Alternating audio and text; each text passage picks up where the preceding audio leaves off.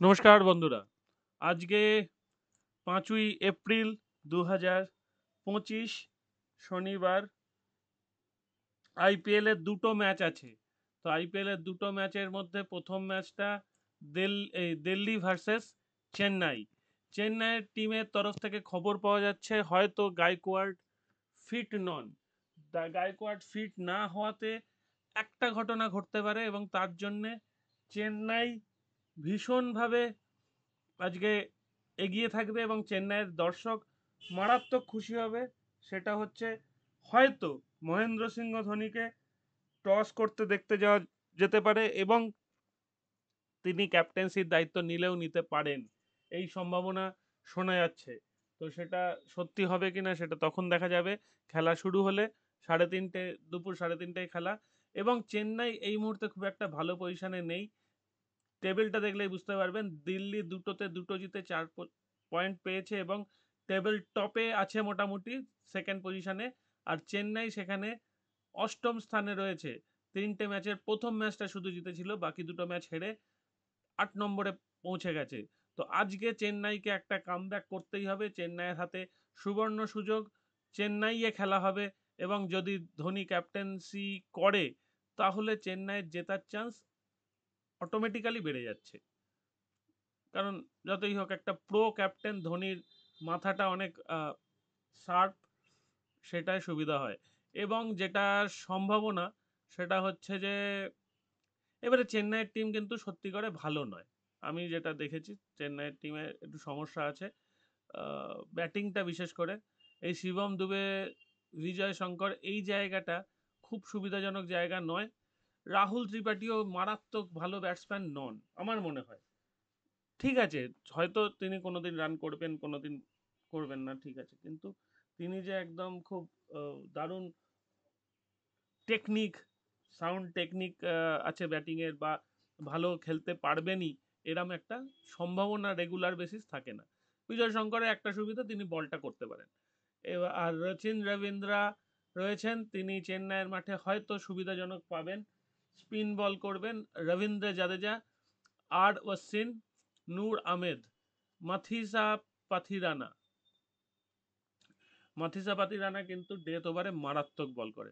আজকে আমার মনে হচ্ছে একটু লো স্কোরিং হবে। চেন্নাইয়ে স্পিনিং ট্র্যাক পাওয়া যাবে। তো এখানে তো সেরকম কিছু পিচ রিপোর্ট দেখছি না। হ্যাঁ, এখানে Chepauk track continues to be a mystery to an extent that Fleming has started. There is no home advantage for CSK. A hot and humid afternoon is in offing in the only day game in Chennai this season. একটা মাত্র day game আছে চেন্নাইয়ের এই সেশনে, সেটাই হলো আজকে।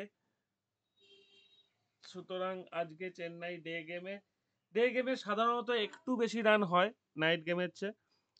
চেন্নাইয়ে প্রচণ্ড গরম এখন পড়ে গেছে অলরেডি। আরও যত দিন যাবে, এপ্রিল মে মাসের দিকে যাবে, তত চেন্নাইয়ে গরম বাড়বে। আমাদের এখানেও গরম বাড়ছে। তো সেটাই দেখা যাক যে আজকে দিনের ম্যাচে কি কি হতে পারে। গতকাল যেটা বলেছিলাম সেটা মিলে গেছে, আশা করি অনেকেই খুশি হয়েছেন। যে গতকাল কিন্তু ওই ক্রুশিয়াল মোমেন্টেও আমি বলেছিলাম যে এলএসজি জিতবে বলেই মনে হচ্ছে, যখন কিন্তু 3 উইকেটে দুর্দান্ত রান হচ্ছিল। নমন ধীর আর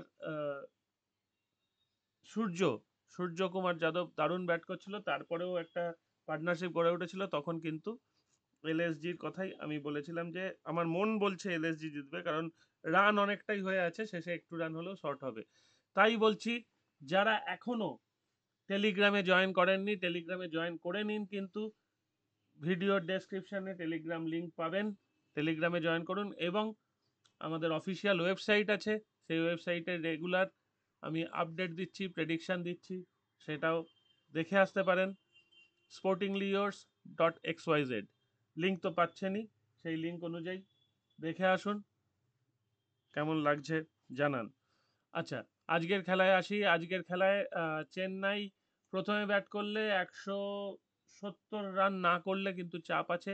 দিল্লির যা টিম আছে তাতে 170 ক্রস করে যেতে পারে, যদিও পিচটা একটু স্লো পিচ, সেখানে দিল্লি এসে মার্কাটারি ব্যাট করে জিতে যাবে, তার চান্স কম। কিন্তু এই যে বিফরাজ নিগম, আশুতোষ শর্মা, এই দুজন কিন্তু উদীয়মান স্টার। এছাড়া বিশ্ববন্দিত প্লেয়ার ফ্যাফ ডুপ্লেসি দারুণ ফর্মে আছেন। ফ্রেজার ম্যাকগ্রার যদি 15 থেকে 20টা বল খেলেন তাহলেই কিন্তু অপোনেন্টের ত্রাহি ত্রাহি রব উঠে যায়। অভিষেক পোড়েল উইকেট কিপিং করছেন বলে ঠিক আছে, কিন্তু অভিষেক পোড়েলের ব্যাটিংয়ের হাতটা এখনও সেইভাবে খুলে ওঠেনি। অভিষেক পোড়েল ভালো ব্যাটসম্যান, বাংলা টিমের উইকেট কিপার ব্যাটসম্যান, কিন্তু তার চেহারা দেখে খুব রোগা লাগে। যদিও হার্দিক পান্ডিয়াও এরকমই ছিলেন, যখন প্রথমে এসেছিলেন খুব রোগা একজন মানুষ, কিন্তু তার হাতের অসাধারণ জোর। তো আশা করছি অভিষেক পোড়েল খুব তাড়াতাড়ি একটা গ্রেট প্লেয়ার হিসেবে উঠে আসবে। তারপরে নাম আসছে কেএল রাহুল। কেএল রাহুল ভালো ছন্দে আছে এবং সদ্য তিনি তার প্রথম সন্তানের বাবা হয়েছেন। তিনি ফুরফুরে মেজাজে আছেন এবং তার থেকে একটা ভালো ইনিংস এক্সপেক্ট করা যায়। অক্ষর প্যাটেল ক্যাপ্টেন্সি খারাপ করছেন না, বোলিংটা ঠিকঠাক করছেন। আজকে অক্ষর প্যাটেল কিন্তু অনেক গুরুত্বপূর্ণ ভূমিকা নেবে, সঙ্গে কুলদীপ যাদব। অপোনেন্টে মিচেল স্টার্ক থাকার জন্যে অটোমেটিক্যালি দিল্লি ক্যাপিটালসের বোলিং শক্তিশালী হয়ে উঠেছে। মুকেশ কুমার ঠিকঠাক বোলার, মোহিত শর্মা দারুণ ডেথ বোলার। আজকে টি নটরাজন মোহিত শর্মার জায়গায় খেললেও খেলতে পারেন। আমার ধারণা আজকে সিএসকে একটু অ্যাডভান্টেজ পাবে যদি ধোনি ক্যাপ্টেন্সি করে, এবং সিএসকে হয়তো দিনের শেষে জিতবে। প্রথম ম্যাচের আমার প্রেডিকশন তাই। সেকেন্ড ম্যাচের প্রেডিকশন দেখা যাক। সেকেন্ড ম্যাচ হচ্ছে পাঞ্জাব কিংস আর রাজস্থান রয়্যালস। পাঞ্জাব কিংস 1 নম্বরে, রাজস্থান রয়্যালস 9 নম্বরে। খেলা হবে কিন্তু মুল্লানপুর, সুতরাং হোম গেম এটা পাঞ্জাবের। মুল্লানপুরটা হোম সাইড ধরা হচ্ছে, এবং এই মুল্লানপুরের মাঠটা দেখে রাখুন, সামনে যে মেয়েদের ওডিআই ওয়ার্ল্ড কাপ আছে, ইন্ডিয়া এবং শ্রীলঙ্কা হোস্ট করবে, সেখানে কিন্তু এই মুল্লানপুরের মাঠটাকে চুজ করা হয়েছে। 5টা বোধহয় মাঠ চুজ করা হয়েছে, তার মধ্যে দিল্লি, বিশাখাপত্তনম, মুল্লানপুর, গুয়াহাটি মোস্ট প্রবাবলি, আর একটা বোধহয় ত্রিভান্দাম। এই 5টা মাঠ ইন্ডিয়া থেকে চুজ করা হয়েছে। সুতরাং মুল্লানপুরের মাঠটা খুব ইম্পর্টেন্ট, এবং আগামী দিনে যখন মেয়েদের ওয়ার্ল্ড কাপ হবে সেই মাঠের সম্বন্ধে একটা আইডিয়া পাওয়া যাবে। তো এটাই পাঞ্জাব একটা হোম অ্যাডভান্টেজ পেতে পারে। আমরা পিচ রিপোর্ট দেখি। PBKS were left confused about what home advantage really means, having no navigate through slow surfers in Mullanpur in IPL 2024. The bigger boundary dimensions at the ground usually bring spinners into play, and explain why 5 games last year 180 was breached just twice while batting first. তার মানে মুল্লানপুরে কিন্তু run ওঠা একটু শক্ত আছে। পাঞ্জাবের কিন্তু শক্তিশালী জায়গা হচ্ছে ব্যাটিং। পাঞ্জাবের ব্যাটিংয়ের যদি সুবিধা না হয় তাহলে পাঞ্জাব আর হোম অ্যাডভান্টেজ কি করে পেল? পাঞ্জাবের দেখুন, Glenn Maxwell, Marcus Stoinis, Shashank Singh, সুয়ান সুরিয়ান সেগড়ে, মার্কো জনসেনও বলতে পারেন যে মার্কাটারি ব্যাটিং করতে চায়। এছাড়া প্রাভ সিমরান আগের দিন ভালো ইনিংস খেলেছে, আজকে হয়তো সেটা ল অফ অ্যাভারেজে পড়ে যাবে। প্রিয়ান্স আরিয়া আগের দিন দিব্যাংশ রাঠি যেভাবে ওকে সাইন অফ করে দিয়েছে, প্রিয়ান্সের একটু মন খারাপ লাগার কথা। আর শ্রেয়াস আইয়ার অসাধারণ ছন্দে আছেন, অসাধারণ টাচে আছেন। শ্রেয়াস আইয়ারকে আউট করতে পারলেই রাজস্থান রয়্যালস কিন্তু ম্যাচে ফিরে আসতে পারবেন, যদি তাড়াতাড়ি আউট করতে পারেন। যদি দেরি হয়ে যায় তাহলে হয়ে গেল।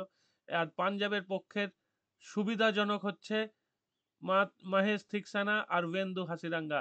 এই হাসারাঙ্গা আর থিকসানা যদি রাজস্থানের পক্ষের বোলার হচ্ছে ওয়েন্দু হাসিরাঙ্গা আর মহেশ থিকসানা, এরা যদি ঠিকঠাক বল করতে পারে তাহলে রাজস্থান রয়্যালস একটু চাপে ফেলতে পারে পাঞ্জাবকে। এছাড়া কিন্তু পাঞ্জাবের ইজুবেন্দ্র চাহেল আছেন, তিনি দুর্দান্ত বুদ্ধিমান বোলার। বুদ্ধিমান বোলার বলতে যেটা বোঝায় সেটা কিন্তু ইজুবেন্দ্র চাহেল। যখন ব্যাটসম্যান প্রচুর মারেন তিনি একটু খেয়াল করে দেখবেন বলটা আর্থ থেকে একটু দূরে করে দেয়, মানে ব্যাটসম্যান থেকে লাফিয়ে দূরে সরে যায়। তখন ব্যাটসম্যান কিন্তু ছন্দে থাকা ব্যাটসম্যানও মারতে গিয়ে মিস হিট করতে পারে। অবশ্যই 6 হতেই পারে, এখনকার ব্যাটসম্যানদের গায়ে প্রচণ্ড জোরে এবং টাইমিং ঠিকঠাক হলে 6 হতে পারে, কিন্তু তাও 6টা 6 হয়তো মারা যাবে না, একটা মিস হিট হলেই আউট। তো সেইটা যুজবেন্দ্র চাহাল একটা গুরুত্বপূর্ণ ভূমিকা পালন করছে। আজকে পাঞ্জাব কিংসের জেতার চান্স একটু বেশি, আর তবে রাজস্থান রয়্যালস খুব পেছনে নেই। এই ম্যাচটা আমার মনে হচ্ছে অনেক বেশি ক্লোজ ম্যাচ হবে প্রথম ম্যাচটার চেয়ে। প্রথম ম্যাচটা হয়তো দিল্লি আজকে সেরমভাবে ফাইট ব্যাক করতে পারবে না। চেন্নাইয়ের ঘরে এসে চেন্নাইয়ের ফাঁদে পা দিয়ে দিল্লি হয়তো পা জড়িয়ে পড়ে যাবে মনে হচ্ছে আমার। আহ, চেন্নাই একটা সহজ জয়লাভ করলেও করতে পারে। চেন্নাই প্রথমে ব্যাট করলে কিন্তু খেলাটা একটু টাফ হতে পারে, ক্লোজ হতে পারে, কিন্তু চেন্নাই প্রথমে ফিল্ডিং করলে খেলাটা বেশি ক্লোজ হবে না, কারণ দিল্লি হয়তো খুব বড় রান করতে পারবে না। আর অন্যদিকে এই ম্যাচটায় 180 রান হলেও হতে পারে যদি পাঞ্জাব প্রথমে ব্যাট করে। রাজস্থান রয়্যালস ব্যাট করলে কিন্তু খেলাটা অন্যরকম হতে পারে, কারণ পাঞ্জাব সেকেন্ডে ব্যাট করলে রাজস্থান রয়্যালস খুব একটা সুবিধা করতে পারবে বলে মনে হচ্ছে না। তো এই হলো আমার প্রেডিকশন। প্রথম ম্যাচে সিএসকে, সেকেন্ড ম্যাচে পাঞ্জাব। কিন্তু শেষ পর্যন্ত কি হয় সেটা দেখা যাক। খেলার মাঝখানে আমি অবশ্যই আপডেট দেওয়ার চেষ্টা করব। সঙ্গে থাকুন। আর যারা এখনো টেলিগ্রামে জয়েন করেননি, টেলিগ্রামে জয়েন করুন। ভিডিও ডেসক্রিপশনে লিঙ্ক আছে। যারা এখনো ওয়েবসাইটটা ফলো করছেন না, ওয়েবসাইটে একবার ঘুরে আসুন। খেলার মাঝে মাঝে ওয়েবসাইটে যাবেন, কারণ আমি ওয়েবসাইটে আপডেট মাঝে মাঝেই করি। ঠিক আছে? Thank you very much for watching.